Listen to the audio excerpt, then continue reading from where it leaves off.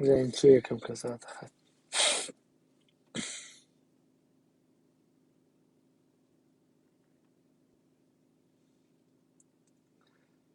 ناوسا شمال رفيقات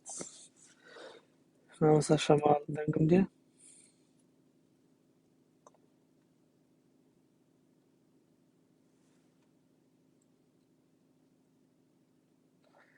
كاك بلان صلاف ريس كاك عبد الله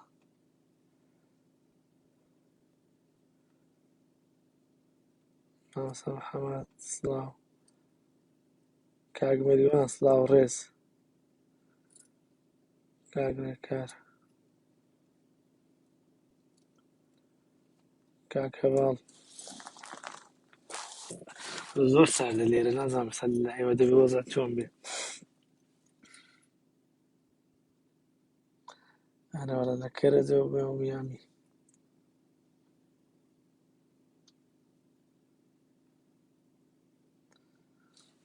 وەڵاهی هاوڕێیان من هەوڵدرم بە کورتی قسەتان بۆ بکەم چاوەڕێکەین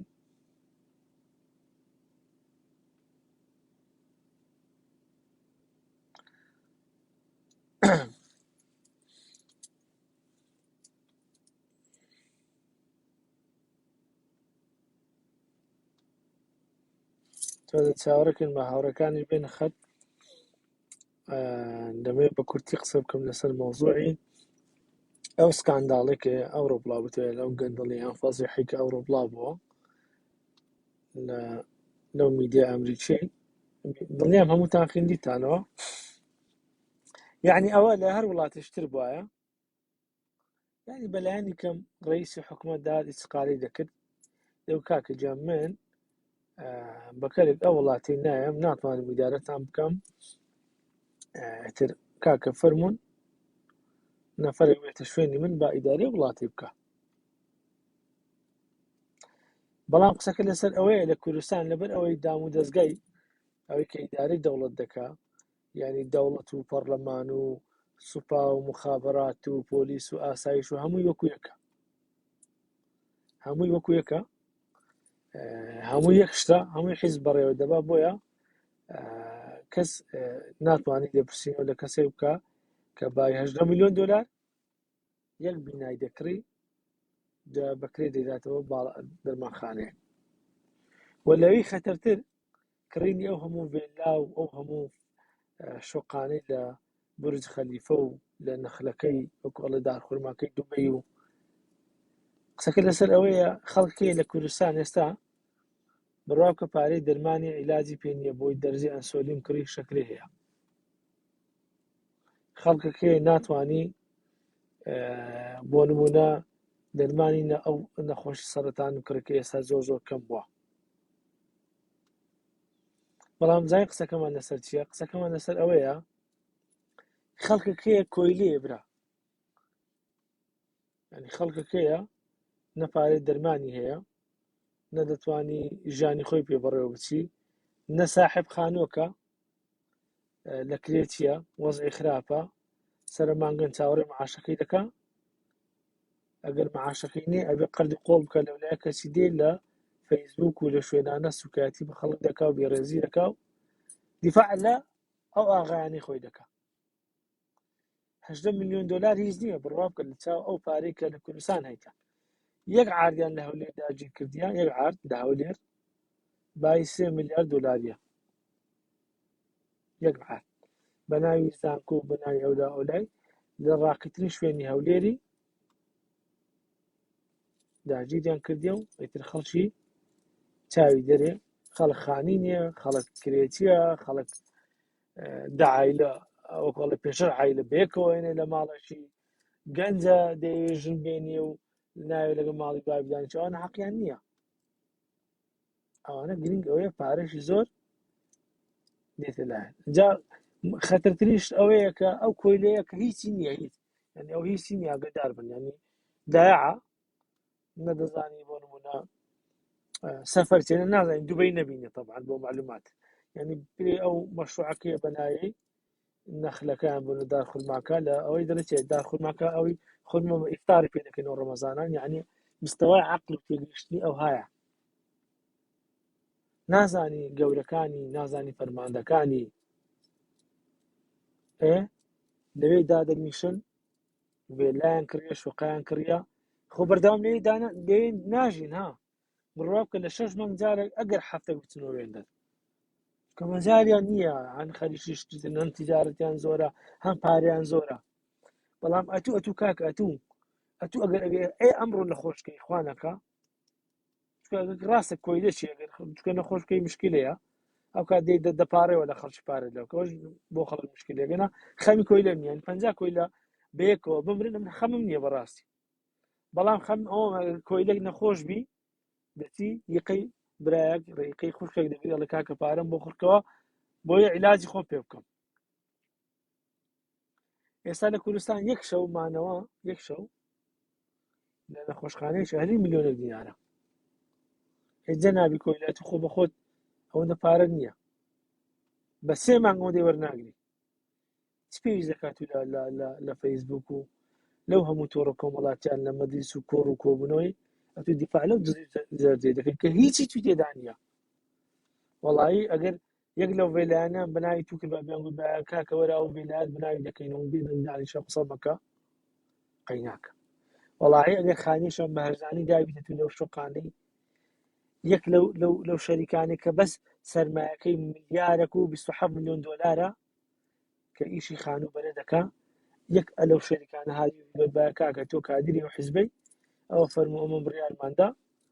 شوقەیەک بە سعرەشی مناسب بدەینێت قەیناکە بەڵام معاشەکە نادەنێ ئیشت پێ دەکەن زەریبێشی زۆر لێوە دەگرنەوە پارەی ئاو دووقات لێوە دەگرن پارەی کارەبار لێوە دەگرن پارەی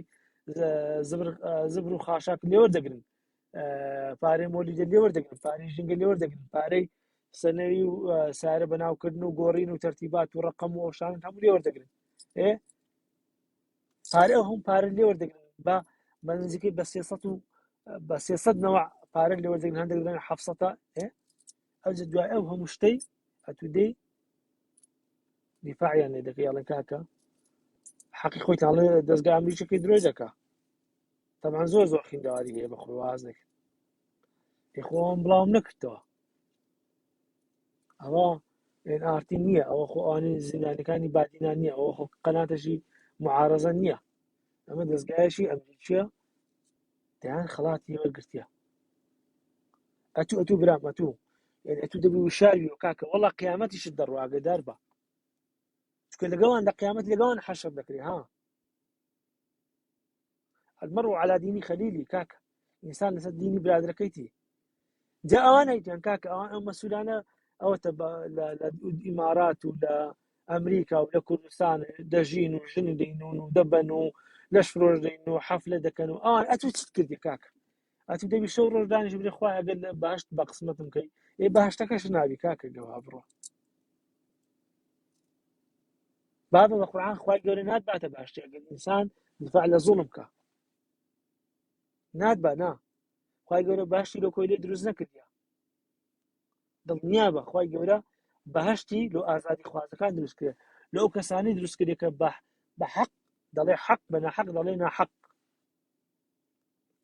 ئەو پێغەمبەر ئەوم پێغەمبەرە شەید بووە لە بەرامبەر چێ هەموو لە قسەی حەق ئەگەر قسەی حەقی پێ ناگوترێ وەزعت خراپە پشتیوانی ناحەق مەکە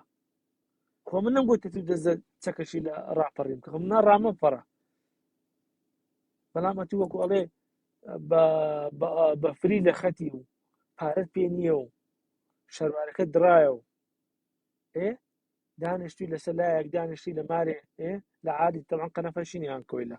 پێ دوایە خۆ قەنەفەیان هەبی پشتی خۆشیان هەبی چایەکتی نایە بە پەرداغە شتێکە دێت تەمان ئیسکانە جوانیشان دیە دانیشتوی قم لە زغارەی دەدەی سەرۆک فلان و فەرماندە فلان و کاک فلان و کاک پیسال کورە کاکە ڕەحم بە خۆت کە برا ڕەحمت بە خۆت بۆ منداڵەکانم کە لۆ دیفاع لە ناحەق دەکەی ئەو گوتمان ئەو مەسئولە ژیانی خۆی ئێستا من لەگە مەسئولی پارتی زۆر یەکێتی زۆر دانیش بەڵام کاکە ئێمە بڕۆمە قیامەت نییە ئەوی دەژین ئێستا دەژین تا هەمویان نا بەششان ئەڵێن لە خۆمان ئێستا تێر دەژین کابرا 6 ساڵ بەخۆشی دەژین لەسەر ئەو دنیای دەمری ئیتر خوای گەورە حەق و حسابی دەکات بەڵام ئەتوو هەردوو دنیات دەڕوا، هەردوو دنیات دەڕوا، هەردوو دنیات دەڕوا. ئەو دنیات کە لێرە بە فەقیریت بەڕێوە بڕیە، بە کۆینایەتی، بە نەبوونی، بە بێکەسی، لە قیامەتیش خوای گەورە لە پشتەوان حساب دەکات. تۆ پێدوان نەبی کە خوای گەورە بێدەنگ دەبی لەوەی کە حەق و حسابت لەگەڵ ناکا. بەرە وەڵڵا وەقیفوهم فەئینەهم مەسئولون، ڕاددەگری. جا طەبیعی ئینسان ئەوە بکە کاکە، بە خۆ داچوونەوە بکە. هیچ ئەمن ئەوە نابم، بێتاقەت نام، هەموو ڕۆژەوە دەرم، هەموو ڕۆژە باسی کۆیلەی دەکەم، تێدەگە هیچ مشکلەم نییە، هەموو ڕۆژە باز دەکەم. حەزرەتی نوح سەلامی خوای لێبێ 950 ساڵ داوای کرد، 13 کەس بەگەری کرد. قابل ئەمە لە بگەینە تۆزی بەرپێی ئەم پێغەمبەر ئەو پیاو چاکانە هیچ نییە. ئەو دووسێ ئەو پەڕی مانگەکەم دەستم پێ کرد. بەڵام لەگەرم من برادران، ئێستا ئەو 170 کەسێ لەگەرن، یعنی لەگەرم من بەجێ تەریقیان کردەوە، پێیان برێن لە مەجلیسان خزم کەس و کارتێ کاکە تو دەکەی غەڵەتە، هۆشیاریکەوە کاکە. کابرا لەوانەیە نوێژی جەماعەتیش بکە، بەڵام کۆیلەیە و زۆر کارەساتە. ها نوێژەکەی بە جەماعەتە، نوێژی بەیانیان کە خێری زۆر لەگەڵ نوێژی عیشایان، کابرا بە جەماعەت نوێژەکەی دەکە لە پشت ئیمامی، کۆیلەی ئاگای لە خۆ نییە، دەبی بەبیری بینەوە برە کاکە ئەوە غەڵەتە. لەبەر ئەوەی پشتیوانی وای دەکەی، ئەو پشتیوانی ئەو مەسئولەی دەکەی، ئەو مەسئولە داوێن پیسە بژایەتی خوا و پێغەمبەر و دین و قورئان و مزگەوت و هەمووش دەکات. یعنی ئەوەکەت بە باوێ دادەڕوە. ابن مەسعودە ڕزای خوای لێ بێڵێ 100 ساڵ خواپەرستی بکەی لە پاڵ کەعبەی، ئەگە پشتیوانی زاڵمە بکەی، بە هەموو پێوەرێک زاڵمن، هەمووشان نا ئاگادار بن، یعنی هەموو بە تەڕوشک بێکەوە نەستێنێت. ئەو شێخ ئەحمەد بارزانیە ڕەحمەتی خوای لێبێ، خێزانەکەی نای فاتمە خان بووە. کابرایە کاتیە داوای کردی وتی یا شێخ حەز دەکەمەوە جامانم دێ، جامنە بارزانەکان دووە تێکەڵ بووە. ئەویش گوتی فاتمە خان بە خێزانی گوت پارەمان هەیە، هیچ گوت ئەوەندە پارەم هەیە. طبعا شێخ ئەحمەد بارزانی دەستی لە پارەی ناگوتی ئەو هەلایەکەی گرت بوو، وتی ئەو کەسێک کە لە پێش لەگەڵ، یعنی ئەو مرافقەی لەگەڵ ئەو کەسێک کە لەگەڵی بووە هاوڕێکەی، وەزەم ناوی عوزێر بووە، پێگوتی عوزێر ئەو پارە بەش دەکات دوو جەمەدانی پێ بکرە و کابرایە. گوتی ئەس بەنی وەڵاوە 5 دینارە زۆر پارەکە زۆرە. ئەوانەشان هەیە کاکە، بۆ ئێمە لێمان تێک نەچ پێم ئەوانە بێ هەموو بارزانێک لە ڤێلای دادەنیشی لە ئەمریکای، پێتوانە بێ هەموو بارزانێک خراپن، هەموو بارزانێک سەر قسەمەن، هەموو تاڵەبانیەک نا، باش و خراپیان تێدایە.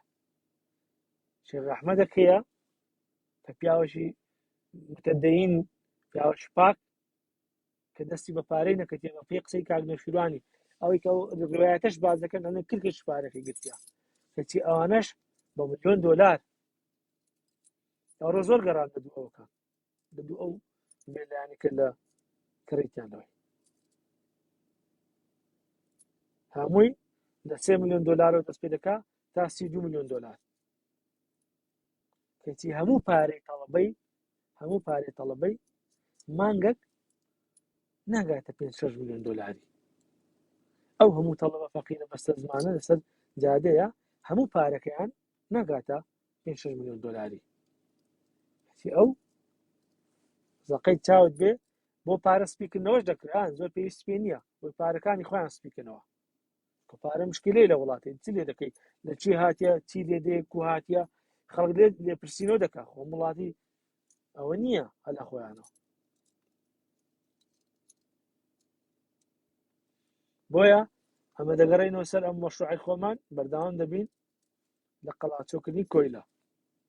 هەتا خوای گەورە تاقەت توانامان پێدرم. سار مەبنەوە بەڕێزان، نابی سار بیۆت، ئەو هەموو جوونی بە مندن تەقەی سرم هیچ ئاسادیە، باجوون بدا من ئازاری تێدەگەم، تەریق دەبتەوە، سەر بەسەر تەریق دەبتەوە. ئێستا تەمەشاکەن چوونە ئەکاونتی تریان دروست کردیا بە ناوی گوڵ و فڵان و ئەوە و ئاڵای کوردستانیان دانای دێن کۆمنت دەنووسن، چونکە تەریق بووینەوە بەخۆیان ناوێرن کۆمنت بنووسن. ئەتو هیچت نییە لەو دنیای کۆیدا، چ پێویست دەکات دیفاع لەو زۆر مستەمر بکەی کاک، بە ئاشترا پارێرەوە کاکە ئەوی خۆتان دەبن ئەو بدەنەوە میلەتەی کاک ئەو کوڕی خەڵک بە کوشتن لە سنگری پێشەوەیە بەجیتان هێشە بەبێ فیشەک بەبێ چەک بەبێ نان بەبێ ئاو بەبێ سارێ درە بەخۆشە دانیشتون لە شارەکان و لە وێلەکانتان دانیشتن سەر مانگان خۆیان دێن معاشەکەی تەوزیع دەکەن و هەرچی ئەرزاق و پێداویستی هەیە و لەغێر خۆیان دەیبن و ئیترە و ملەتە چاوی در برابێ هەمومان بێکۆ بین بەڕێزان هەمومان نەبی بە بێکۆ ئیش بین یعنی ئەتوو هوشارکردنەوەی خەڵکەی زۆری دەوێ ها کاتی دەوێت کات بەڵام پشت و درێژی دەوێت مەرەزی ئەمە خۆمان ببینین بەڵام نیمە خۆمان بەردەوام بین بەشەکەی خۆ ئەتوو بەردەوام بە ئاساییە من لەگەر کە ئەوە نییە بڕوا بکەم لەگەر ئەندامی پارتی چێتین ها پێم وابێ هەموو ئەندامش پارتی وەڵاهی ئەندام و کادیریان هەیە قسەی زۆر حەق دەکەن بڕوا بکەن زۆر خاوەن مووقیفن ئەوش ئەوەی قبوڵ ناکەون عەدالەتی هەیە لەوانەیە مستەفیدیش بی لەوانەیە معاشی وەرگرتی بەڵام قسەی حەق دەکات بەڵام کۆیلا هیچی وەرنە هیچی نییە مەتاری نەبینە بڕوا بکە ئاڵێ مەتاریان نەبینی ینی چاوەڕێ مەکە نە مەتاری بینیە نە مەطعەمەش خۆشی بینیە نە مەدت لە عابەشی بە منداڵەکانی پیشاندایە نە سەفرەش خۆشی کردیە دانیشتووە لەلایەک جاهیلی نەخیندەوات کاکە زۆر سپاس ئەم کاتم زۆر گرتن هیوادارم سەلامەت بن ئینشاءڵڵا خوای گەورە بتان پارێزی حەزم زۆر لە ئەوە نییە قسەیەکەین لە خۆمانەوە قسە فرەدەین خوای گەورە بتان پارێزی شەوتان شاد